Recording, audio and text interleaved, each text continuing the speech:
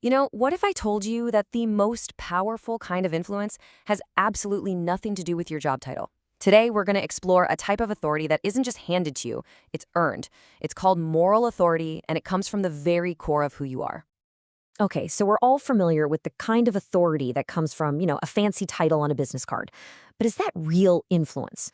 That's a big question, right? We're about to dive into a much, much deeper form of leadership, one that's built not on your position, but on the authentic witness of your life. And that brings us right to the heart of it moral authority. Look, it's really about the credibility you earn when your actions consistently line up with your words, when you actually walk the walk. Our source material really frames this as a leadership model that isn't about worldly power at all. Instead, it's rooted in things like humility, courage, and unconditional love. All right, so theory is one thing, right? But what does this actually look like in real life? To really get a handle on this, the source material points us to an absolutely unforgettable case study from the 20th century. I mean, just think about Mother Teresa for a second. She had zero of the traditional markers of power, right? She wasn't a CEO, she wasn't a president, she definitely wasn't royalty.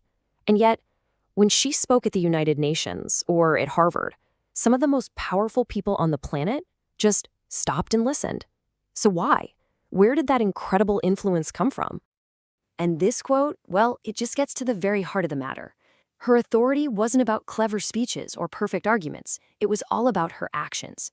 People listened to her talk about the dignity of life because they knew, without a doubt, that she was living it every single day, serving the poorest of the poor. Her life was the evidence. This quote from St. Paul really captures the spirit of this whole idea. It's about letting a purpose that's way bigger than your own self-interest guide your life. And look, that's a universal principle.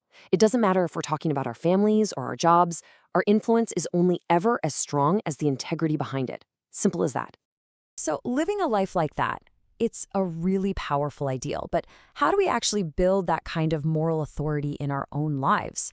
I mean, let's be honest, modern culture often seems to be pulling us in the complete opposite direction, right? Well, our source material actually boils it down to just three things. Three key virtues for our modern times that are, yeah, they're especially challenging today, but they are absolutely essential if you want to build a life of integrity. And this chart, wow, it lays out the fundamental choice we're all facing, doesn't it? On one side, you've got what the world promises fulfillment through things like lust, excess, and just settling for mediocrity. But what the source argues is that real freedom, real influence, is found on the complete opposite path. It's found through chastity, sobriety, and excellence. All right, let's break these down, starting with chastity. Now, it is so crucial to see this not as some big list of don'ts, but as a powerful do. It's about actively learning how to love without that self-serving lens. It's about aiming for a pure heart that actually makes a total, self-giving kind of love possible. And I gotta say, I love this quote from the source. It reframes chastity completely. It's not a restriction, it's a triumphant affirmation. It's a positive, powerful choice that actually frees us up to love other people authentically, instead of just using them for our own gratification. Okay, the second virtue is sobriety. And this is all about the practice of self-control, especially with things that can cloud our judgment. I mean, we know that drunkenness dulls our intellect, it weakens our will. So by practicing moderation, we actually gain the freedom to be fully present for the people and the moments in our lives that really truly matter. And the third one is excellence. Think of this as the direct antidote to mediocrity. It's all about giving our absolute best in our daily work, in our relationships. It's about pushing back against that easy pull of just passive distraction and choosing, instead, to live with real intention and purpose. Yeah, and this quote just perfectly captures the mindset shift that's required here. See, excellence isn't about stressful, anxious perfectionism. Not at all. It's about purpose. It completely reframes our work so that every single task, no matter how small it seems, becomes a meaningful opportunity to just offer our best. So there's the framework: chastity, sobriety, excellence. But look, just understanding these virtues, that's only the first step. Actually living them out, well, that's a journey. And the good news is, it's one you don't have to walk alone. So what's the path forward?